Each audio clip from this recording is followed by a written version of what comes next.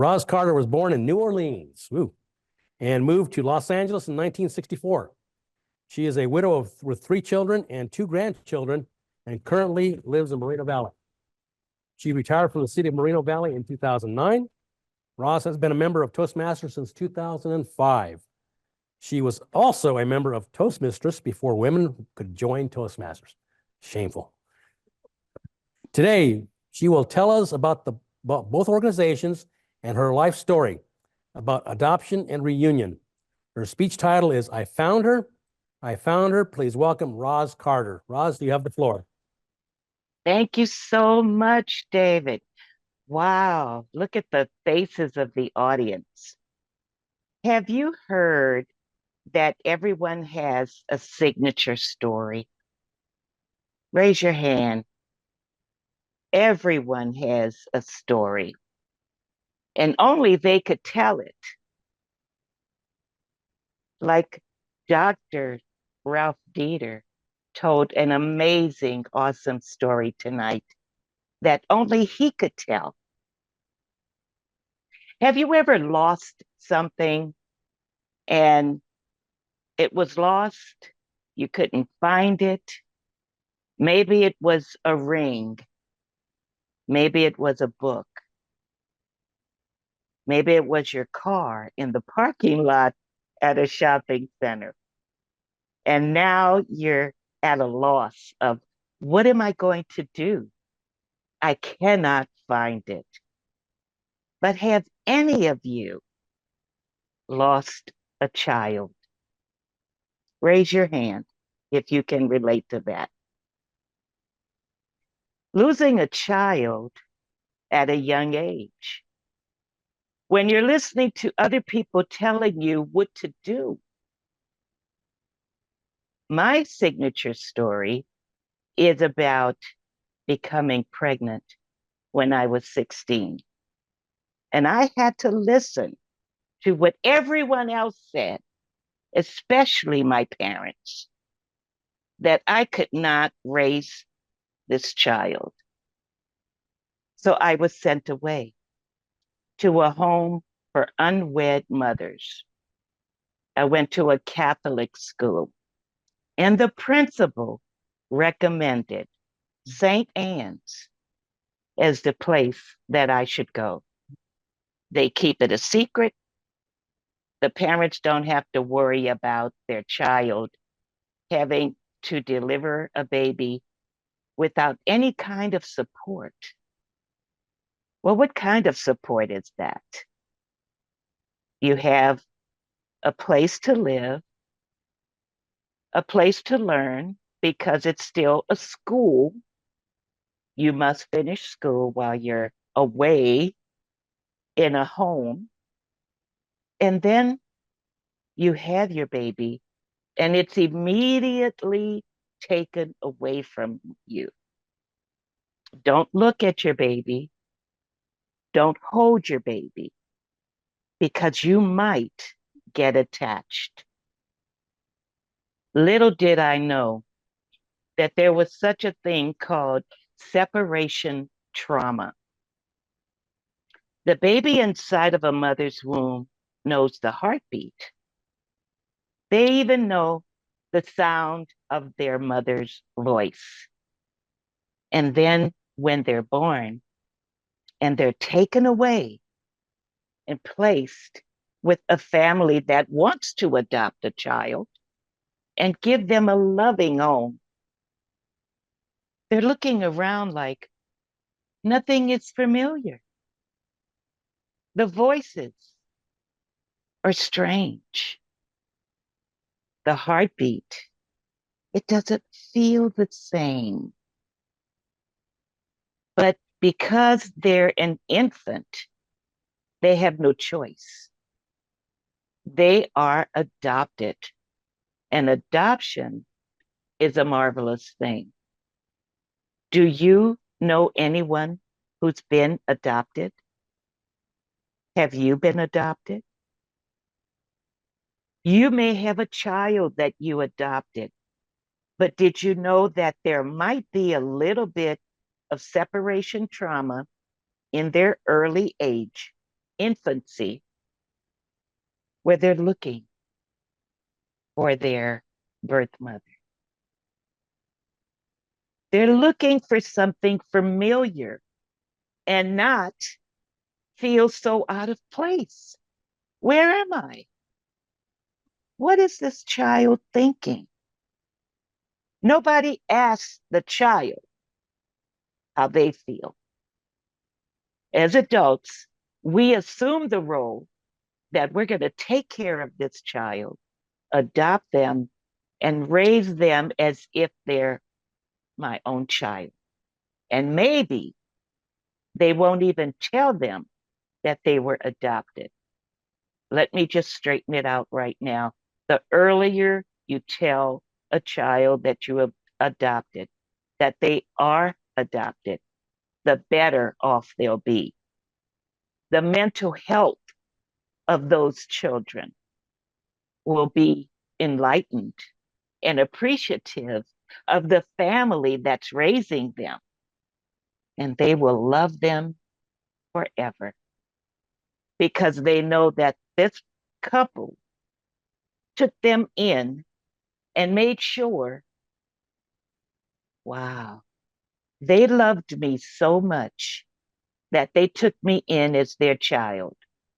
And then remind them of the birth mother and father who had to relinquish them for circumstances beyond their control.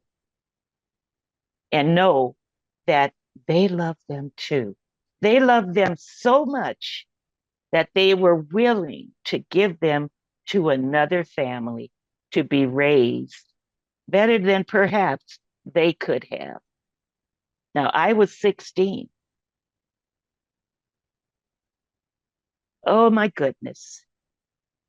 I had to go on with life, finish high school, move away, get married, have more children, and then a letter arrived when my daughter was 36 years old. She had a lady who was on a search for me on her behalf say, I found her. And my daughter was embraced by her adoptive family and said, congratulations. Now let's go find her. But the first thing she did was write a letter. Can I read that letter to you? It will tell you a story about what my daughter was thinking all this time. And I'm going to turn on a different background so you could see her. Dear Mrs. Carter, I can't believe this is happening, that I took a leap of faith and decided to finally search for you. Oh, I've wanted to do this for so many times, but would stop because of fear. And although I'm still scared of the outcome, I must continue and ask if you are willing to open the door and allow me to step into your life. Yes, my name is Taya, or rather, my birth name is Dina, and that's the name I gave her to keep track in her mind, in my mind, of the reality of this person that was lost. I'm your daughter, and I just turned 36 years old and made the decision to search for you and this time complete it. I hope that you have thought about me and have wondered about me and are willing to share some information with me. I have questions, but let me say I am not angry with you. That feeling is long past, and I am at peace with that. That tells me, ladies and gentlemen, she had some anger. Will you allow me to know you? If you are willing, I look forward to hearing from you by letter, email, or phone. and she provided that information. She continued saying, I want to say so much more, but I'm reluctant to because I first must know that you want to know me. Anyway, thank you for giving me life and sharing me with another family. That was a brave decision, and I am thankful. Right now, I desire to fill the void within that I have dealt with for so many years and replace it with answers and hope. Sincerely, Taya. And there she is. What do we do when we have lost something, or in this case, lost someone, and then they find you after a diligent search? And right now there's Facebook and, the ancestry DNA and all these other resources where you could track someone down, but without a name, without a place of birth, without an age, it's rather difficult to get started. Now I have the honor of doing a podcast with my daughter Taya, and it's called I Found Her. She found me, and I found her, and we have a beautiful future together.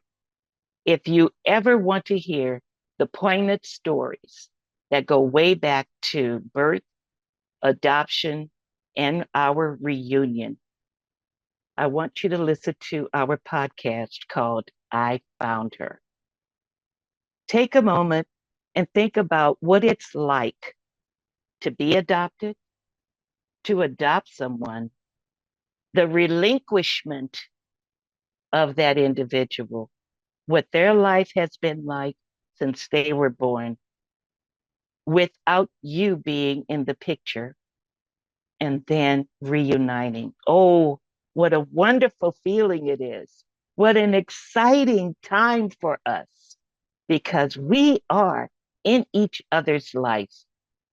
And from the moment that we visited in LA, the home for unwed mothers, and walked through the halls, and things started to look a little familiar.